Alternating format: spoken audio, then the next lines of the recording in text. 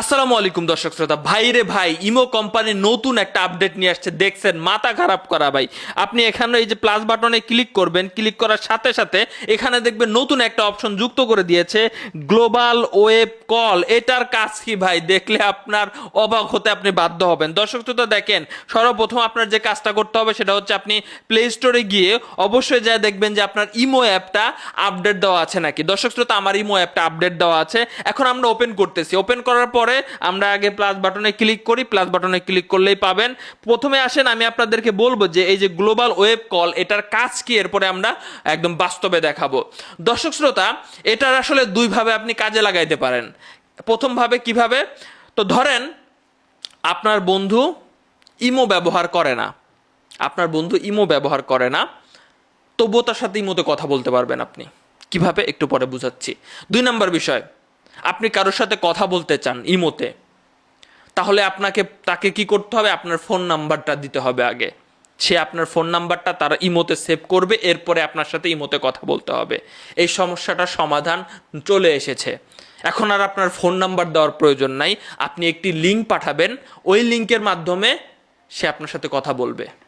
Phone number দেওয়ার দরকার নাই। মেয়েদের জন্য খুবই গুরুত্বপূর্ণ, এবং যারা কন্টেন্ট ক্রিয়েটর আছেন, কথা বলতে চান পার্সোনালভাবে, তো তাদের জন্য গুরুত্বপূর্ণ। এটা কাজে লাগাইতে পারেন। তো দেখেন, আমি আপনাদেরকে কাজটা আগে দেখাই। এখানে এই যে গ্লোবাল ওয়েব কল, এখানে ক্লিক করবেন।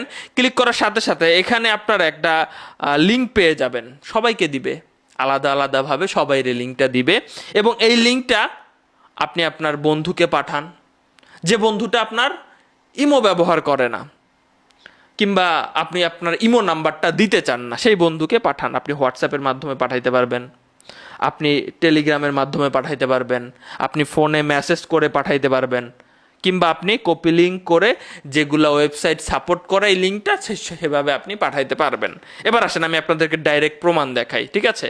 সাপোজ ধরে নেন আমার এই বন্ধুটা ইমো ব্যবহার করে না, তবুও তার সাথে আমি ইমোতে কথা বলবো নাম্বার ছাড়া। তো আমার কি করতে হবে? এই যে এই লিঙ্কটা আমি কপি করলাম। কপি করে আমি এখন কি করব? আমার বন্ধুর যে হোয়াটসঅ্যাপ আছে, আমি তার হোয়াটসঅ্যাপে এই লিঙ্কটা পাঠিয়ে দিলাম। আমার বন্ধুরে পাঠিয়ে দিছি। আমি কিন্তু ইমোতে কথা বলবো, আমি কিন্তু কোনো ফোন নাম্বার পাঠাই নাই, আমি একটি ইমো লিঙ্ক পাঠাইছি। তো আমার এই বন্ধুটা কি করবে? এই লিঙ্কে ক্লিক করবে। এই লিঙ্কে ক্লিক করার পরে, আমি আপনাদেরকে ক্যামেরায় দেখাচ্ছি, না হলে বুঝবেন না। এই লিঙ্কটাতে ক্লিক করার পরে এরকম আসবে।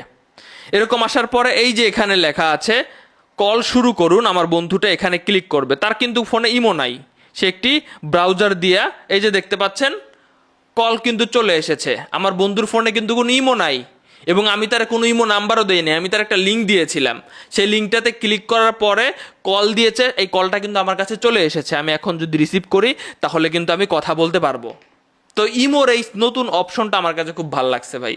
আপনাদের কাছে কেমন লাগছে কমেন্ট বক্সে জানাবেন, এবং ভিডিওটা সবাই শেয়ার করে এই বিষয়টার সম্পর্কে অবগত করবেন।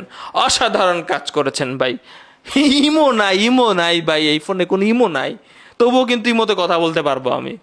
বুঝতে পারতেছেন? আমি আমার তার ফোন নাম্বারও দেই নাই, একটা লিঙ্কের মাধ্যমে আমি ইমো কথা বলতেছি। ভাবতে পারতেছেন? ভালো থাকবেন সবাই।